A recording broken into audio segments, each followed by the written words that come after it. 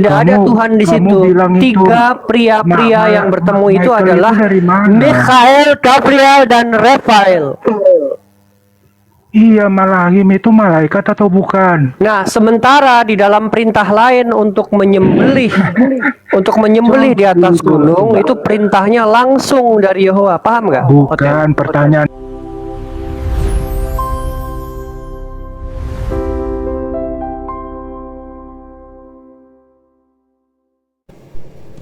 Hai, Assalamualaikum warahmatullahi wabarakatuh. Mantilah semuanya. Kita jumpa lagi bersama channel YouTube Ngopi, Ngobrol Perihal Iman. Ya, kali ini saya sengaja menghadirkan sebuah diskusi yang keren dan menarik ya.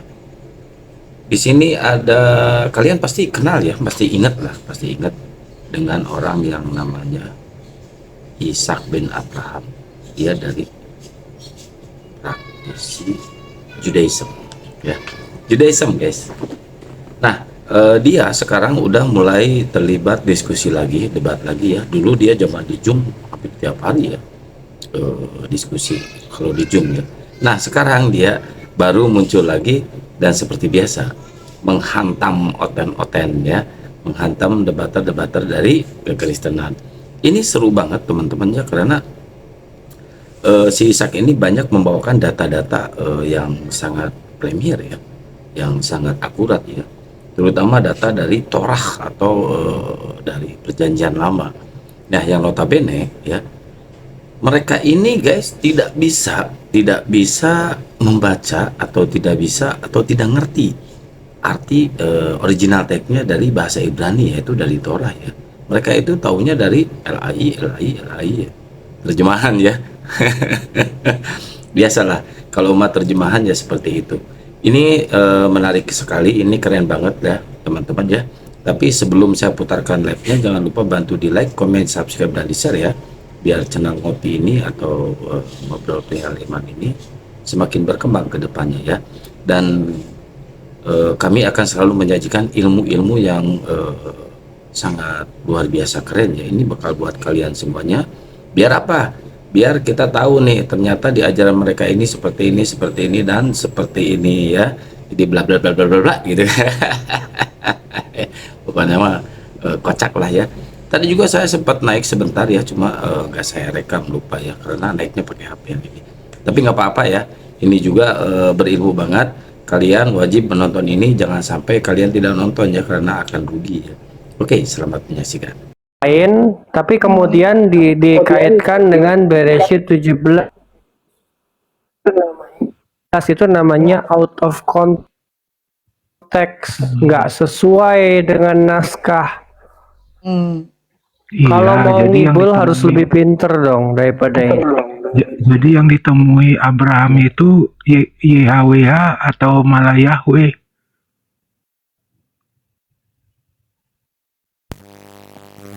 Ayo dong Ten, jangan bodoh-bodoh banget ngibulnya. Iya, yang ditemui Abraham itu YHWH atau malah Yahweh? Yang pasti bukan Allahnya kalian. Dalam kondisi yang berbeda, yang berbicara itu Yahwa sendiri. Tetapi kalau mengutus 3 utusan itu untuk apa? 1, menghancurkan Sodom. 2, memberi kabar gembira kepada Sarah. 3, untuk menyunat Abraham.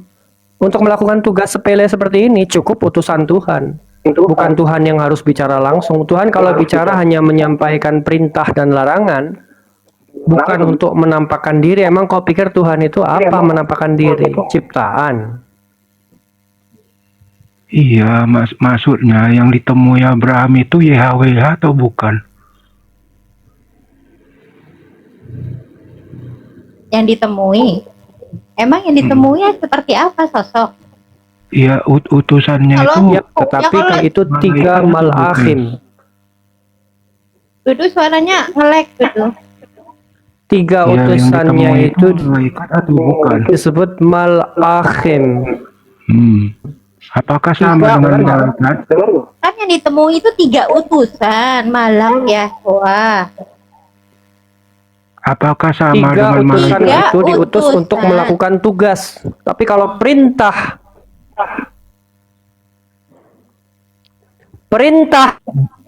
Itu Bukan Yang yang diberi sana dari perintah Apakah itu adalah utusan. malaikat? Masa kayak gitu aja nggak paham, Oten? suaranya putus-putus. Bukan, saya Malakhim. yang Nggak ada nanya malaikat di situ. utusan itu apakah malaikat? Malakhim, tidak ada malaikat di situ. Malakhim, paham nggak, Oten? Oten, Nggak ngerti Iya, makanya dia. saya Telinganya tanya pasang, apakah Oten. itu malaikat? dipasang Oten telinganya. Malakhim. Iya, Bisa nggak mengucapkan malahim itu apakah malakhim? malaikat? Malakhim itu Tuhan bukan? Malakhim itu 3 utusan Tuhan, bukan Tuhan menampakkan diri. Lo pikir pocong menampakkan diri? Utusan itu apakah malaikat? Udah, jangan maju mundur pertanyaannya. Pertanyaan itu sudah dijawab. Yang Sudah bertemu dengan dijawab, Abraham itu di Malakhim. Bereshit 17 Itu adalah malaikat atau bukan? Mikhael, Gabriel, dan Rafael. Paham, Oten? Tahu malah itu sih. Malahim Jangan-jangan itu dia nggak malaikat tahu. atau bukan? Yang bertemu dengan Abraham di Bereshit 17 adalah Mikhael, Gabriel, dan Rafael. Dari 3 mana malakhim. Tidak ada Tuhan di situ. Tidak ada Tuhan di kamu situ. bilang itu 3 pria-pria yang bertemu itu Michael adalah dari mana? Mikhael, Gabriel, dan Rafael. Iya, malahim itu malaikat atau bukan? Nah, sementara di dalam perintah lain untuk menyembelih di atas gunung, itu perintahnya langsung dari Yehova. Paham nggak? Bukan, pertanyaan saya, Bang. Bukan. Lu nih budak apa tolol sih, Oten? Bukan, jangan. Bukan. Itu malaikat Emang atau Oten bukan? ini nggak pinter-pinter dari dulu sampai sekarang ya. Sekolah Iya, lagi, Ten. pertanyaan saya, Baca lagi malahim itu bukunya. malaikat Baca atau teks bukan? aslinya, jangan baca LAI mulu. Dongok Ya lama-lama cari jadinya. sendiri lah malah Justru saya dengan tanya malaikat. bahasa aslinya Cari nih. sendiri. Malahim itu malaikat Masa nggak atau bisa bukan? membedakan kapan Yehova berbicara langsung kepada Abraham, kapan utusan Yehova diutus untuk menemuinya? Nggak bisa bedakan itu kamu. Otakmu tuh seperti apa sih IQ-nya? 78 kah? Loh, saya tanya malahim itu malaikat atau bukan? Bukan. Jadi apa itu? Otakmu tuh gimana IQ-nya, Oten? Loh, justru saya punya IQ. Malahim itu malaikat atau bukan? Bukan.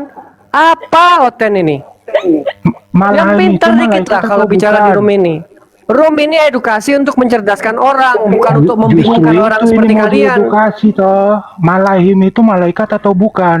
Malakhim itu dalam bahasa di dalam Torah artinya utusan. Mikhael, Iya. Gabriel, dan Rafael Itu itu malaikat 3 atau utusan bukan, Tuhan yang khusus Malahim? diutus untuk melakukan tugas. Bukan seperti kalian, 1 Tuhan 2 utusan. Oten, kapan pinternya kalian Iya, ini? yang saya tanya malahim Nggak itu perlu malaikat tanya atau lagi, udah bukan? dijawab. Tanya Udah lagi. dibilang malak itu utusan. Tanya cukup sekali, dijawab cukup sekali, bukan pertanyaan yang Bukan sama yang saya dibolak-balik tanya, diulang-ulang. malahim itu malaikat atau Oten. bukan? Oten. Udah dibilang Nanya kok malak. lebih dari sekali. Cari sendirilah malak. Tanya Sama sekali, dengan dijawab malaikat. sekali, bukan tanya 2 pertanyaan yang sama, 3 kali tanya pertanyaan yang sama. Dongok.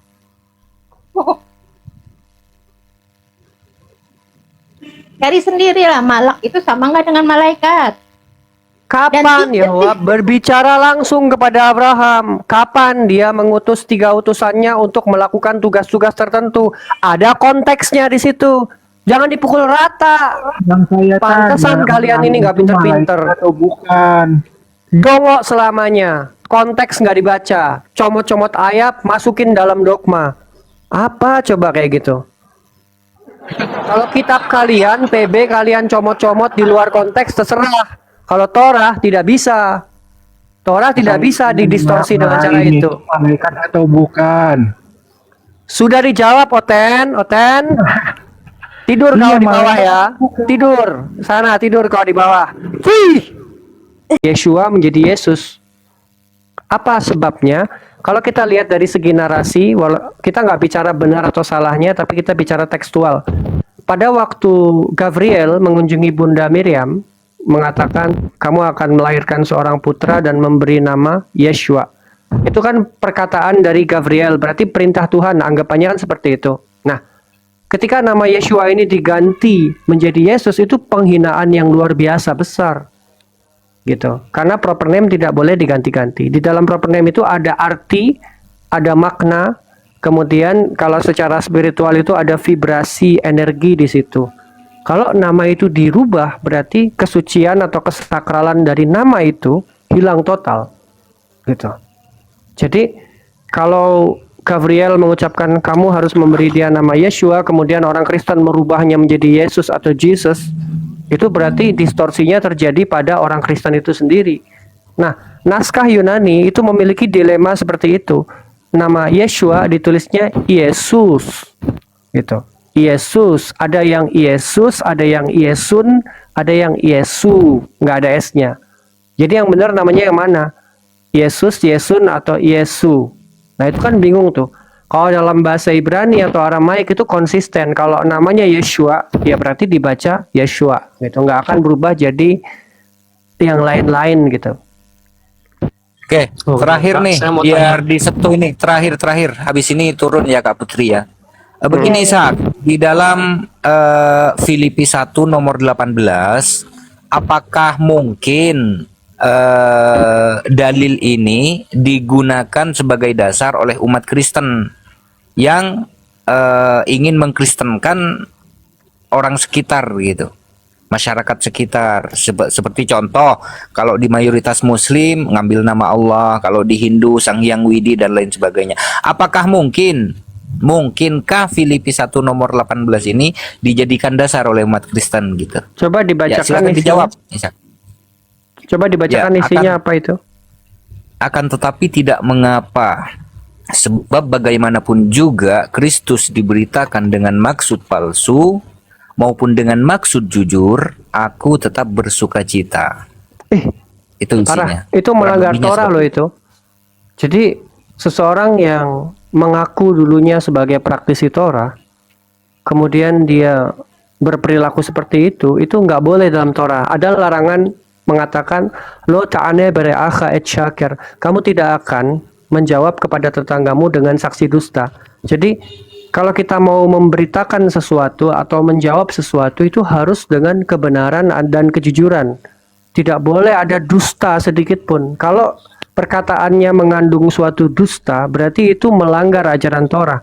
Dan itu fatal karena satu pun perintah Torah tidak boleh dianggap enteng atau ringan. Setiap pelanggaran itu pasti ada hukumannya. Kalau dia berkata dalam dusta ataupun kebenaran, berarti dia mengakui bahwa dirinya pernah berdusta dan itu bertentangan dengan Torah. Kita nggak boleh loh. Menurut ajaran Torah, melakukan suatu dusta tuh nggak boleh. Itu pelanggaran besar itu. Siap. Terima kasih Nohan. Udah Kembali itu aja kasih. Kak Putri.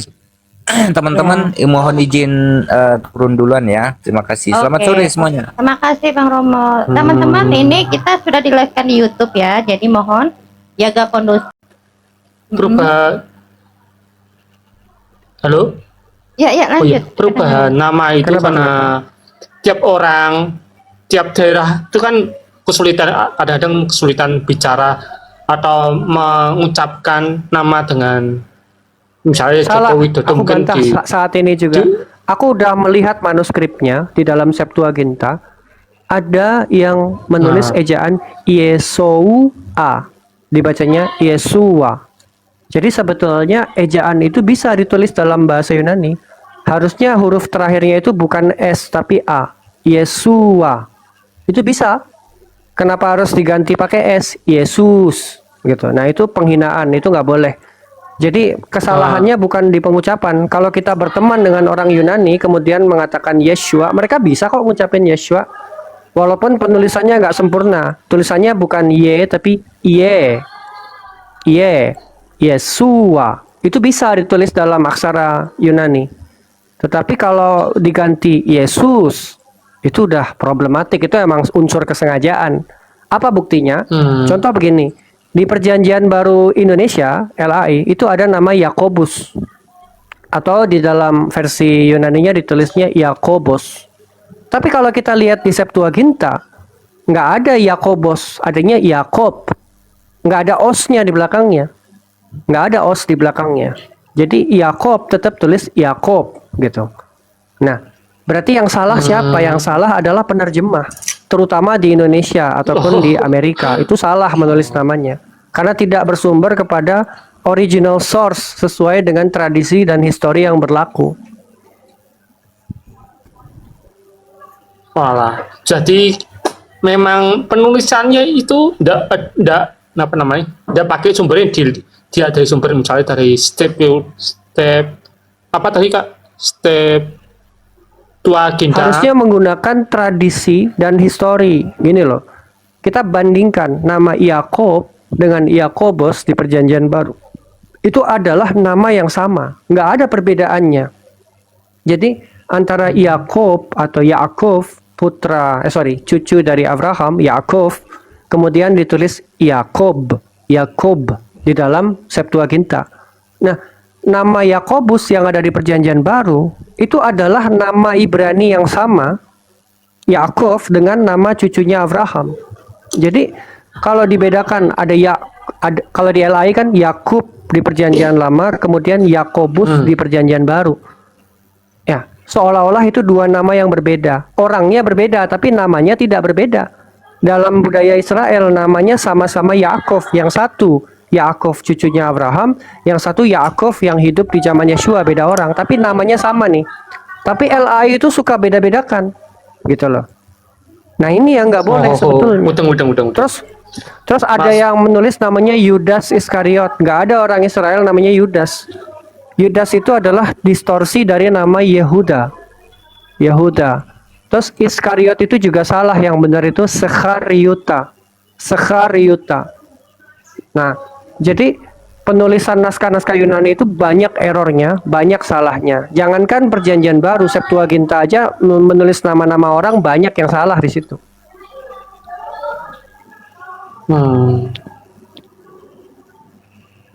Jadi ketahuan kalau banyak-banyak salah itu bukan artinya kitab suci tuh. Kitab suci bisa banyak yang salah. Ya, sudah Bang Kuryo, kita ke Pak Mingo. Iya. Ya, silakan Pak Mingo. Ya, selamat sore. Selamat sore, salam. Ya, selamat jumpa lagi yang kedua kali. Iya, silakan Ya. Pak. Ya, ada beberapa pertanyaan yang perlu saya sampaikan juga kepada Nohan.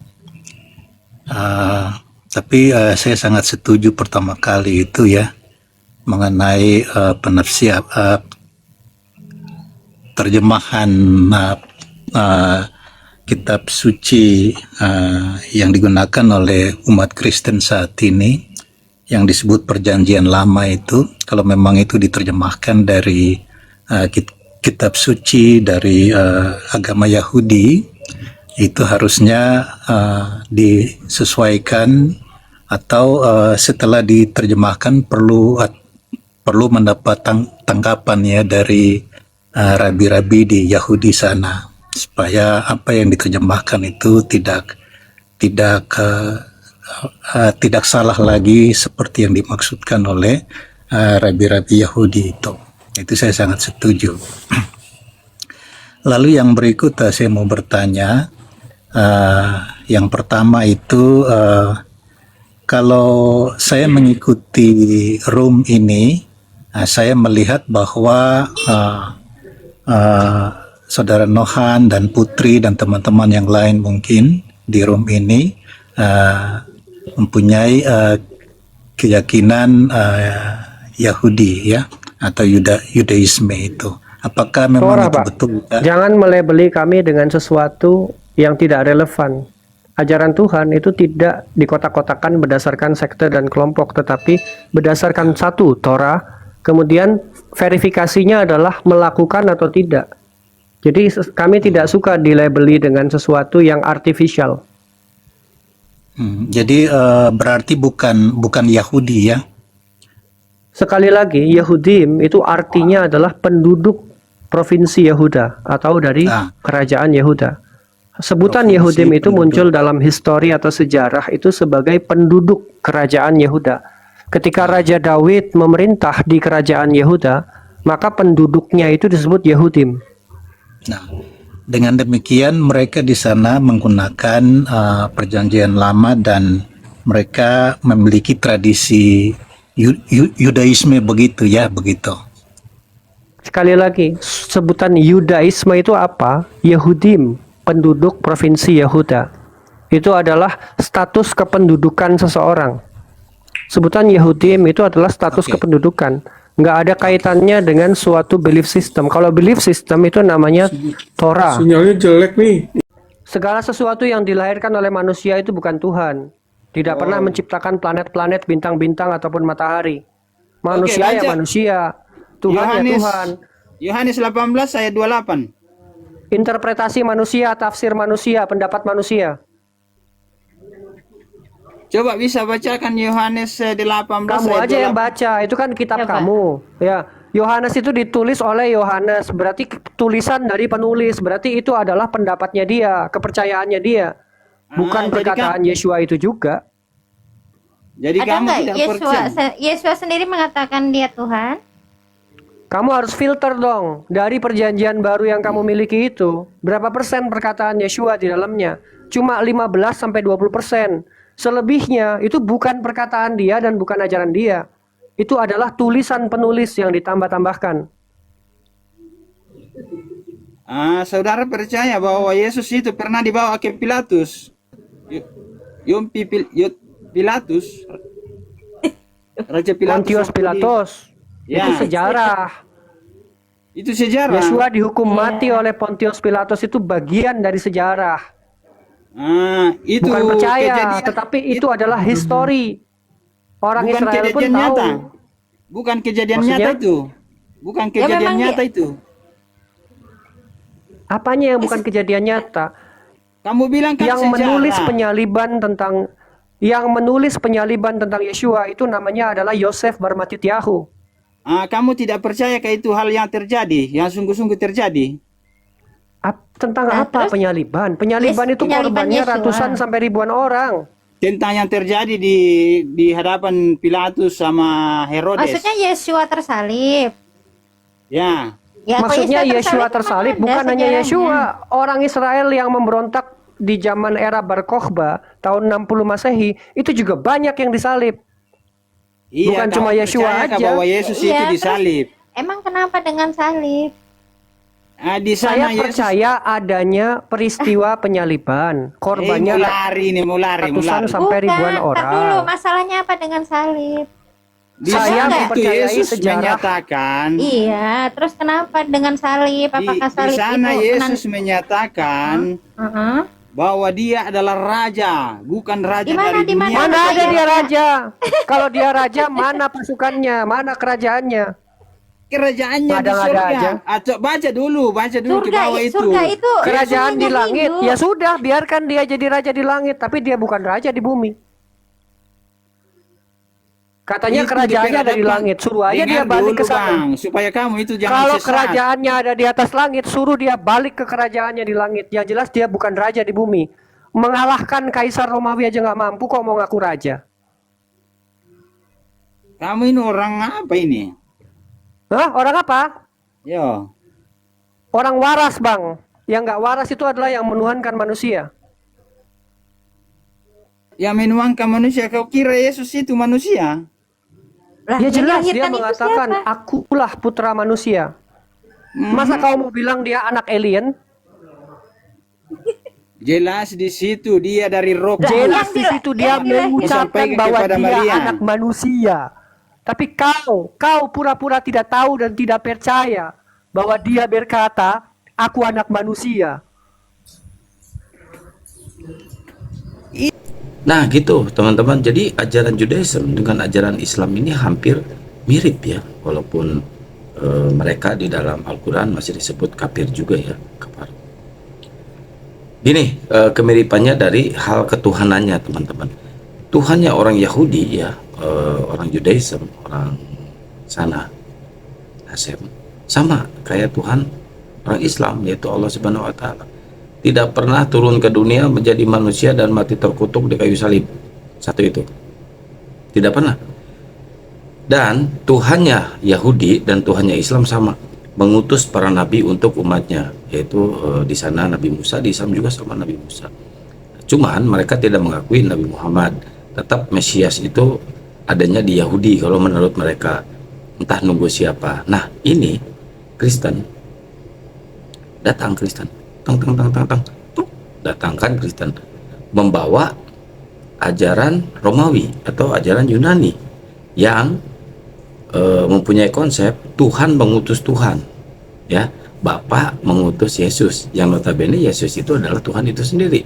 Nah, ini kontradiksi dengan ajaran Judaism, dengan ajaran Islam. Nah, ajaran Judaism dengan Islam itu samawi kan ya.